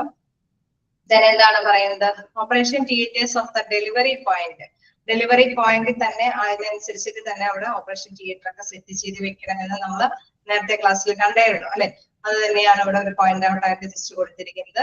Then well qualified pediatricians, staff nurse and support staffs are needed. അവിടെ നമുക്കറിയാം അല്ലെ, നഴ്സുമാരൊക്കെ ഓടിച്ചെന്നല്ലേ, ഫ്രഷ് ആയിട്ടുള്ള നഴ്സുമാർക്കൊന്നും അത് ഹാൻഡിൽ ചെയ്യാൻ പറ്റില്ല അല്ലെ. അത്യാവശ്യം എക്സ്പീരിയൻസ്ഡ് ആയിട്ടുള്ള പേഴ്സൺസിനാണ് അത് കൈകാര്യം ചെയ്യാനായിട്ട് പറ്റുള്ളൂ. കുട്ടിയുടെ ജനിക്കുന്ന ആ സമയം മൊമെന്റ് ഒക്കെ വിലപ്പെട്ടതാണ് അല്ലെ. അവിടെ കുട്ടി അതേ പുറത്തേക്ക് അല്ലെ അറ്റ്മോസ്ഫിയറിലേക്ക് കൊണ്ടുവരുന്ന ആ മൊമെന്റിൽ തന്നെ അവരുടെ ശ്വാസം എടുക്കുന്നതും എല്ലാം തന്നെ വിലപ്പെട്ട സമയമായതുകൊണ്ട് അത് ഹാൻഡിൽ ചെയ്യാനായിട്ട് നല്ല ക്വാളിഫൈഡ് ആയിട്ടുള്ള പേഴ്സൺസ് തന്നെ ഉണ്ടായിരിക്കും അല്ലെ. അത് തന്നെയാണ് ഇവിടെ പറയുന്നത്. വെൽ ക്വാളിഫൈഡ് പീഡിയാട്രീഷ്യൻസ്, കുട്ടികളുടെ ഡോക്ടറുകൾ ഉണ്ടായിരിക്കണം. അതോടൊപ്പം തന്നെ staff nurse and support staffs ആണ് നീഡഡ്. അവിടെ നമുക്കറിയാം ക്വാളിഫൈഡ് എന്ന് പറയുമ്പോൾ അക്കാദമിക് ക്വാളിഫിക്കേഷൻ മാത്രമല്ല അവിടെ ഉദ്ദേശിക്കുന്നത്. പിന്നെ എന്തായിരിക്കും ഉദ്ദേശിക്കുക? എന്തെങ്കിലും പ്രത്യേകതകൾ ഉണ്ടാവോ? ക്വാളിഫൈഡ് എന്ന് പറയുമ്പോൾ നോക്കേ വലിയ ഡിഗ്രി കാര്യങ്ങൾ മാത്രം കൊണ്ട് നമുക്ക് ഇതൊന്ന് ഹാൻഡിൽ ചെയ്യാൻ എളുപ്പമായിരിക്കുമോ? അല്ല, എക്സ്പീരിയൻസ് അത് മോസ്റ്റ് ഇമ്പോർട്ടന്റ് ആണ് അല്ലെ.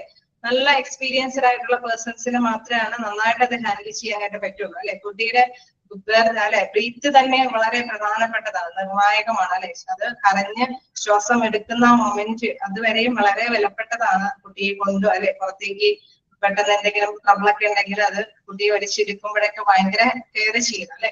അപ്പൊ അതുകൊണ്ട് തന്നെ വളരെ ക്വാളിഫൈഡ് ആയിട്ടുള്ള പീഡിയാട്രീഷ്യൻസും സ്റ്റാഫ് നഴ്സും സപ്പോർട്ടീവ് സ്റ്റാഫ്സും ഒക്കെ ഉണ്ടായിരിക്കണം എന്നുള്ളത്. Then the service given at newborn care facilities consist. അതുമായി ബന്ധപ്പെട്ട സേവനങ്ങളുടെ ഒരു കാര്യങ്ങളാണ് താഴെ പറയുന്നത്. എന്താണ് കെയർ അറ്റ് ബർത്ത്, അതായത് ബർത്തിന്റെ സമയത്ത് നമ്മൾ ശ്രദ്ധ കേന്ദ്രീകരിക്കണം എന്നുള്ളത്. പിന്നെ എന്താണ് basic care and stabilisation of sick newborn. അതായത് നമുക്കറിയാം ചിലപ്പോ അല്ലെ ഡോക്ടേഴ്സിന് തന്നെ നേരത്തെ തന്നെ അറിഞ്ഞിരിക്കാം കുട്ടിക്ക് ചിലപ്പോ അല്ലെ രോഗാവസ്ഥകളൊക്കെ ഉണ്ട്.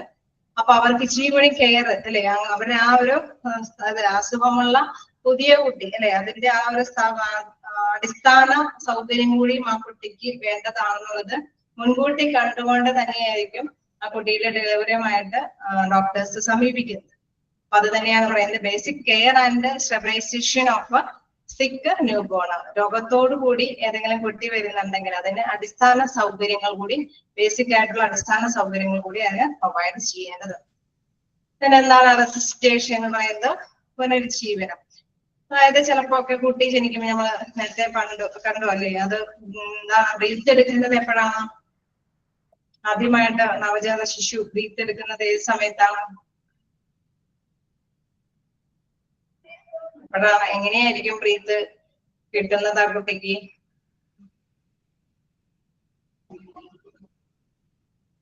ആർക്കും അറിയില്ല, അറിയാതിരിക്കില്ലല്ലോ. നമ്മളൊരു ഡെലിവറി അല്ലെ ഒരു കുട്ടി ആദ്യമായിട്ട് ഭൂമിയിലേക്ക് വരുമ്പോ അതുവരേക്കും അമ്മയുടെ ഡെലിവറിയുടെ സമയത്ത് കുട്ടി എങ്ങനെയാണ് ശ്വാസം എടുക്കുന്നത് ഏത് മൊമെന്റിലാണ്? At birth. ബർത്തിനോടൊപ്പം എന്തെങ്കിലും ഒരു ആക്ഷൻ അവിടെ കാണിക്കുന്നുണ്ടോ കുട്ടി? Crying, yes, good. അത് എന്താണ് ആ കുട്ടി കരഞ്ഞിട്ടാണ് ശ്വാസം എടുക്കുന്നത് എന്ന് വെച്ചാൽ കരഞ്ഞ മൊമെന്റില് കരച്ചിലിനാണ് അവൻ ബ്രീത്ത് എടുക്കുന്നത്. കരയാൻ വൈകി കഴിഞ്ഞാൽ പ്രശ്നം, ബ്രീത്ത് എടുക്കാനായിട്ട് പ്രോബ്ലം ആണ്. അപ്പൊ ആ കുട്ടി ആ പൊക്കിൾ കൂടി വിച്ഛേദിച്ച് പൊക്കിൾ കൂടി കിട്ടുന്ന ആ ടൈം വരെയും കുട്ടിക്ക് ബ്രീത്തിങ് കാര്യങ്ങളൊക്കെ ഒന്നും പ്രശ്നമല്ല. നോർമലി അമ്മ ശ്വസിക്കുന്നതോടൊപ്പം തന്നെ കുട്ടിക്കും അല്ലെ എല്ലാ കാര്യങ്ങൾക്കായി കിട്ടുകയാണ്. പിന്നെ കുട്ടി എന്താ പുറത്തേക്ക് വരുമ്പോൾ അവൻ സ്വന്തമായിട്ട് ശ്വസിക്കണം. അതാണ് മോസ്റ്റ് ഇമ്പോർട്ടന്റ്. നമ്മുടെ ജീവന്റെ ഏറ്റവും നിലനിൽപ്പ് എന്ന് പറയുന്നത് ശ്വാസമാണ് അല്ലെ. അപ്പൊ ആ ശ്വാസം ആ കുട്ടിക്ക് കിട്ടണമെങ്കിൽ ആദ്യം തന്നെ കുട്ടി കരഞ്ഞിരിക്കണം.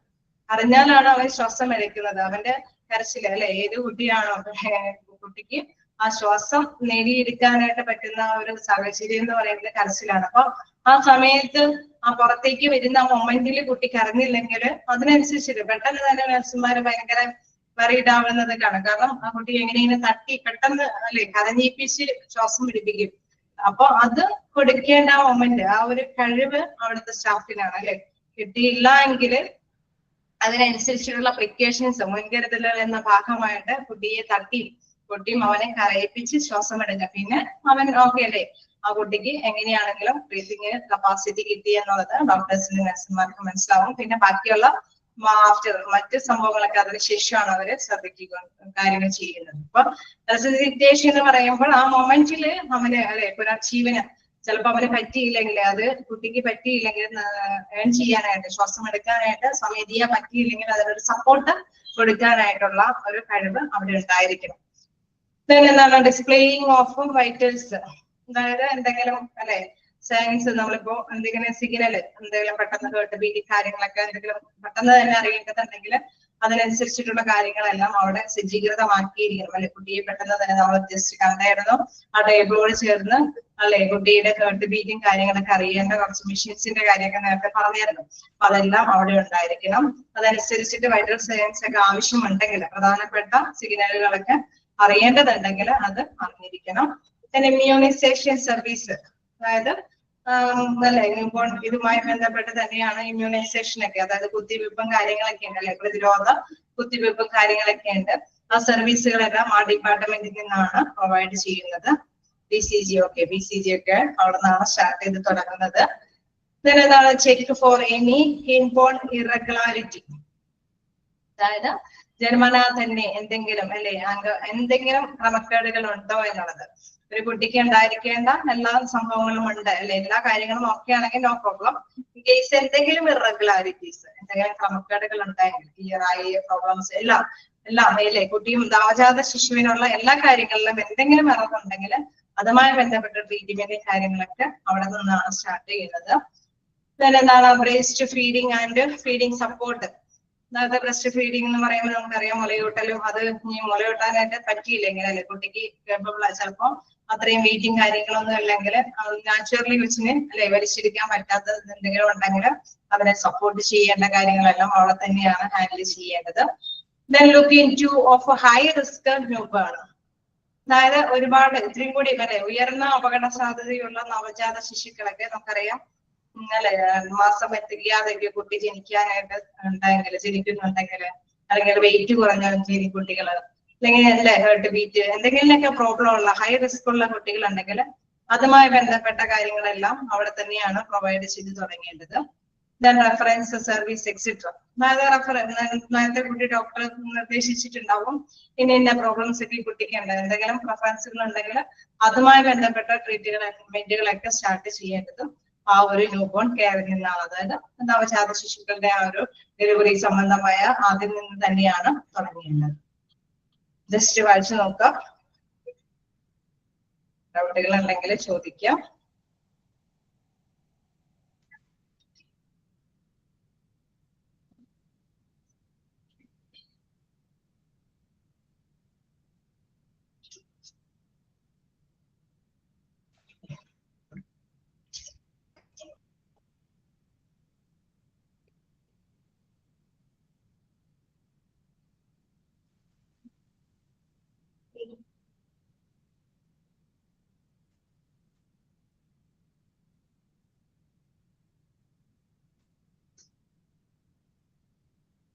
പോയിന്റ്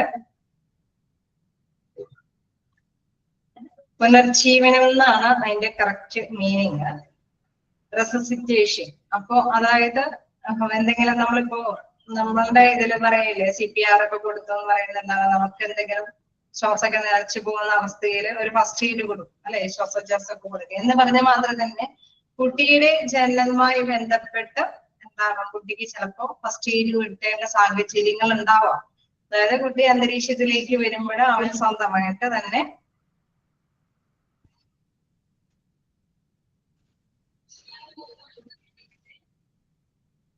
അതൊക്കെ ഒന്ന് ക്ലിയർ ചെയ്തോളൂ കേട്ടോ.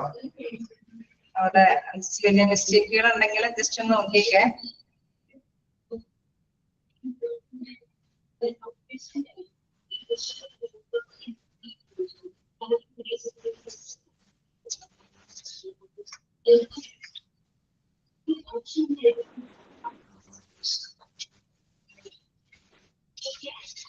നിങ്ങളുടെ കയ്യിൽ എന്തെങ്കിലുമൊക്കെ മിസ്റ്റേക്കുകൾ ഉണ്ടെങ്കിൽ ജസ്റ്റ് നോക്കിപ്പോണേ.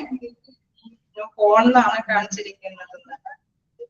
ഓക്കെ, ഫോണിനാണ് ആ ഒരു സ്പെല്ലിംഗ് ഒന്ന് മാറ്റി ക്ലിയർ ചെയ്തേക്കണേ. ഓക്കെ, അപ്പൊ റെസിസ്റ്റേഷൻ ക്ലിയർ ആയോ?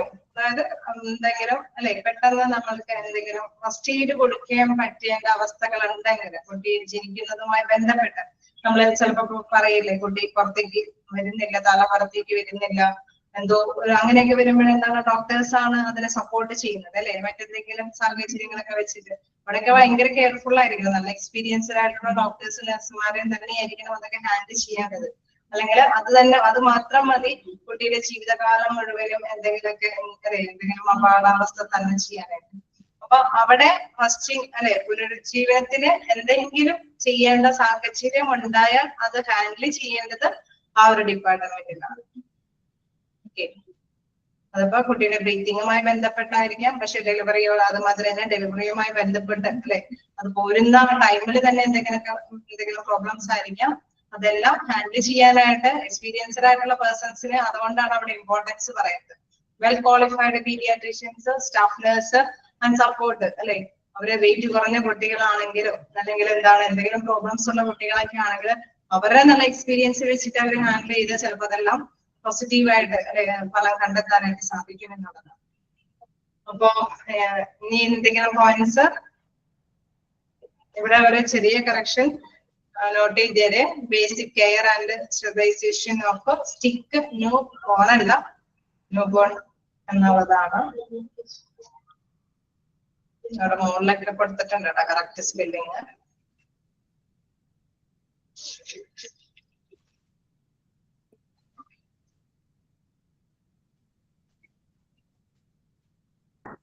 ഇത് ഇമ്പോർട്ടന്റ് എന്താ പറഞ്ഞോ? ഇമ്പോർട്ടന്റ് ആണ് ഇത്.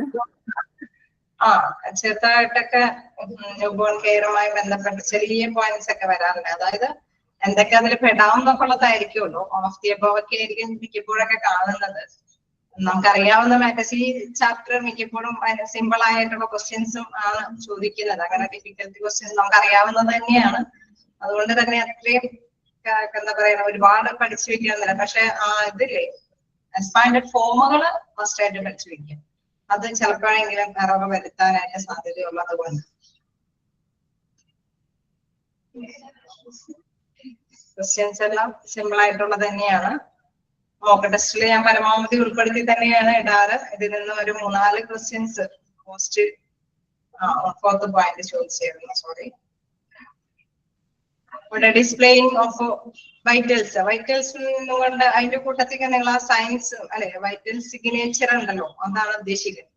എന്തെങ്കിലും അല്ലെ കുട്ടിയുടെ ബീറ്റുമായി ബന്ധപ്പെട്ട എന്തെങ്കിലും പ്രോബ്ലംസ് ഒക്കെ ഉണ്ടെന്ന് ഡോക്ടേഴ്സിന് മനസ്സിലാവുകയാണെങ്കിൽ അത് നമുക്കറിയാലോ. അവര് പ്രഗ്നൻസി ടൈമിൽ തന്നെ ചെക്കിങ് കാര്യങ്ങളൊക്കെ ചെയ്യും. അപ്പൊ അതുമായി ബന്ധപ്പെട്ട എന്തെങ്കിലും അറിവുകൾ ഉണ്ട് എന്ന് നേരത്തെ മുൻകൂട്ടി കാണുകയാണെങ്കിൽ ഡോക്ടേഴ്സ് ബർത്തിനോടനുബന്ധിച്ച് തന്നെ ഇതൊക്കെ അല്ലെ കുട്ടിയോടൊപ്പം തന്നെ അത് ഘടിപ്പിച്ചിട്ടുണ്ടാവണം അല്ലെ. മോസ്റ്റ് ആയിട്ട് അത്തരത്തിലുള്ള എക്യുപ്മെന്റ്സ് ഘടിപ്പിച്ചിട്ടുണ്ടാവും. അപ്പൊ അവരുടെ ഹെർട്ട് ബീറ്റും കാര്യങ്ങളൊക്കെ കൃത്യമായിട്ട് തന്നെ അതില് വിസിബിൾ ആയിരിക്കും. അപ്പൊ അതിനുള്ള സൗകര്യങ്ങൾ അവിടെ. ഓക്കെ, 6th പോയിന്റ് നോക്കാം.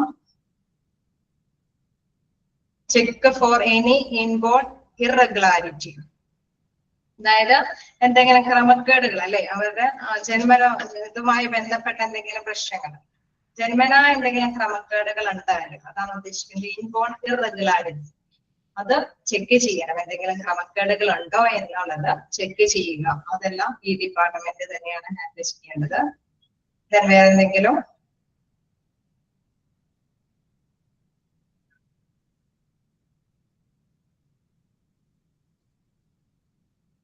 ഞാൻ അങ്ങനെ തരുന്ന സമയത്ത് തന്നെ നിങ്ങൾ എന്തെങ്കിലും കിട്ടാത്തൊക്കെ ചോദിച്ച് നോട്ട് ചെയ്ത് പോന്നോട്ടോ. അല്ലെങ്കിൽ എല്ലാം കഴിഞ്ഞ് ഇത് എടുക്കുമ്പോ വായിക്കുമ്പോ നമുക്ക് ഒന്നും കിട്ടാതിരിക്കരുത്.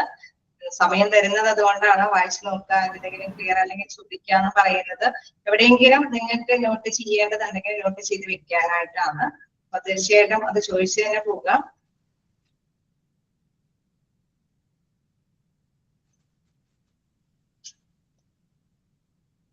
ഓക്കെ, അവിടെ ഞാൻ വീണ്ടും പറയുന്നത് എന്താന്ന് വെച്ചാൽ റെസിസിറ്റേഷൻ എന്ന് പറയുന്നത് അതായത് ജന്മിക്കുമ്പോൾ കുട്ടികൾക്ക് എന്തെങ്കിലും പ്രോബ്ലംസ് എററുകൾ സംഭവിക്കുന്നുണ്ടായിരുന്നു. അതായത് അവര് അല്ലെ ബർത്തിന്റെ ടൈമിൽ തന്നെ ഡോക്ടേഴ്സിന് നഴ്സിങ്ങിന് മനസ്സിലാവും. അതായത് ഡെലിവറി ചെയ്തുകൊണ്ടിരിക്കുമ്പോൾ തന്നെ അവർക്ക് എന്തെങ്കിലും ഇഷ്യൂസുകൾ വരുന്നുണ്ടോ എന്നുള്ളത് അല്ലെ. ചിലപ്പോ കുട്ടി ആദ്യം അല്ലെ വരേണ്ട സംഭവങ്ങളായിരിക്കും. ചിലപ്പോ ആദ്യം എന്താണോ വരുന്നത് അതല്ല കുട്ടിയുടെ പുറത്തേക്ക് വരുന്നതെങ്കിൽ അവർക്കറിയാം എന്തൊക്കെയോ സംതിങ് അല്ലെ. അപ്പൊ അതിനനുസരിച്ചുള്ള പ്രിക്കോഷൻസ് ഇവര് ഹാൻഡിൽ ചെയ്തുകൊണ്ടിരിക്കും. ഒരുപക്ഷെ കുട്ടിക്ക് വലിപ്പമുള്ള തലയൊക്കെ ആണെങ്കിൽ കുട്ടിയെ വലിച്ചെടുക്കേണ്ടതൊക്കെ ആയിട്ട് വരും.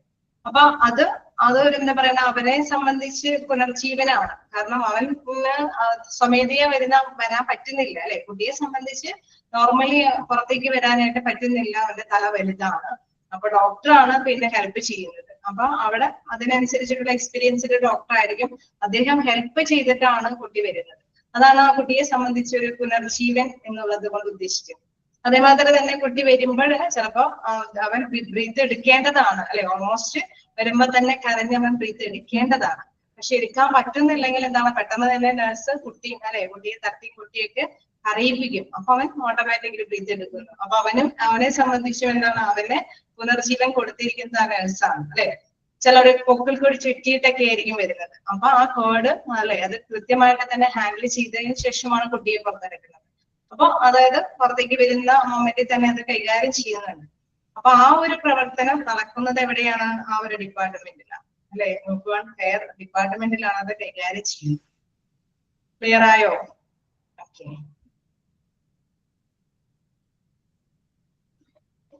Looking two of high risk new born, അതായത് കുട്ടി ഈ വയറ്റിലായിരിക്കുമ്പോ തന്നെ ഡോക്ടേഴ്സിന് മനസ്സിലാവുന്നുണ്ട് സംതിങ് റോങ് ആണ് അല്ലെ, എന്തെങ്കിലുമൊക്കെ പ്രോബ്ലംസ് ഉണ്ട്, ഫെയിലിയർ ആയിട്ടുള്ള കുറെ ഘടകങ്ങൾ ഉണ്ടെങ്കിൽ നമുക്കറിയാം ഓൾമോസ്റ്റ് കുട്ടിയുടെ എല്ലാ സംഭവങ്ങളെല്ലാം അവിടെ തന്നെ വളർച്ച പ്രാപിച്ചിട്ടാണ് കുട്ടി അല്ലെ 9 മന്തും 9 ഡേയ്സും കൂടി കഴിഞ്ഞ് പുറത്തേക്ക് വരുന്നത്.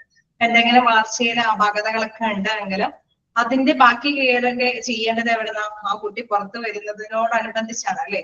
കൊടുക്കേണ്ട മെഷീന്റെ സൗകര്യങ്ങളും അല്ലെങ്കിൽ എക്യുപ്മെന്റ്സിന്റെ സൗകര്യങ്ങളൊക്കെ ആ കുട്ടിയെ നേരത്തെ മനസ്സിലാക്കിയെടുത്തോളം അതിന് മുൻകൂട്ടി പ്രിപ്പറേഷൻസ് ഒക്കെ ഇവിടെ സജ്ജീകൃതമാക്കിയിട്ട് കുട്ടി പുറത്തേക്ക് വരുന്നതോടൊപ്പം തന്നെ ഹാൻഡിൽ ചെയ്യണം. ഓക്കെ, അതാണ് ഉദ്ദേശിക്കുന്നത്. Looking two of high risk newborn എന്ന് വെച്ചാൽ അത് ആ കുട്ടിയുടെ ജന്മവുമായി ബന്ധപ്പെട്ട എന്തെങ്കിലുമൊക്കെ ഹൈ റിസ്ക് വരാൻ സാധ്യതയുണ്ട്. ചിലരൊക്കെ പറയല്ലോ, എന്താ പറയാ, കുട്ടി വയറ്റിലേക്ക് ഇടുന്നതന്നെ ബുക്കിൽ കൂടി ചുറ്റി മോഷൻ ഇട്ടു എന്നൊക്കെ പറയുമ്പോൾ ആ കുട്ടിക്ക് ബ്രീത്ത് എന്തെങ്കിലുമൊക്കെ പ്രോബ്ലംസ് വരാൻ സാധ്യതയുണ്ട്. അപ്പൊ അതിന് മുൻകൂട്ടി തന്നെ ഡോക്ടേഴ്സ് സജ്ജമായിരിക്കും. ഇങ്ങനെ പ്രിക്കോഷൻസ് വരുമ്പോ തന്നെ ഇഞ്ചക്ഷൻസ് ഒക്കെ കൊടുത്ത് സ്റ്റാർട്ട് ചെയ്യാനോ ഒക്കെ അവര് ശ്രദ്ധ കേന്ദ്രീകരിക്കും. അപ്പൊ അത് റിസ്ക് ആണെന്നുള്ളത് കണ്ടിട്ടുണ്ടെങ്കിൽ അതിനനുസരിച്ചുള്ള പരിചരണങ്ങളും അവിടെ നിന്ന് തുടങ്ങേണ്ടതുണ്ട്. ഓക്കെ, ക്ലിയർ ആയോ? അതായത് ഒരു ജന്മവുമായി ബന്ധപ്പെട്ട എന്തൊക്കെ സംഭവങ്ങളുണ്ടോ അതൊക്കെ ഹാൻഡിൽ ചെയ്യുന്ന ഒരു ഡിപ്പാർട്ട്മെന്റ് ആണ് ന്യൂ ബോൺ കെയറിൽ വരുന്നത്. ഓക്കെ, ക്ലിയർ ആണോ? അപ്പൊ നമുക്ക് നെക്സ്റ്റ് ക്ലാസ്സിൽ കാണാം. Okay, thank you. Thank you ma'am. Okay, thank you. Thank you, ma'am. Thank you ma'am.